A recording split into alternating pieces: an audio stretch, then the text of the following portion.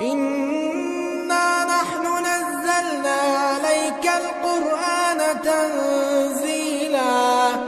فاصبر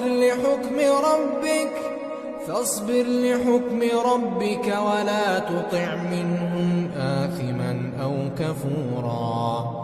واذكر اسم ربك بكرة وأصيلا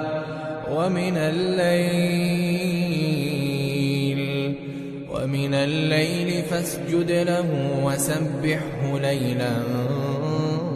طويلا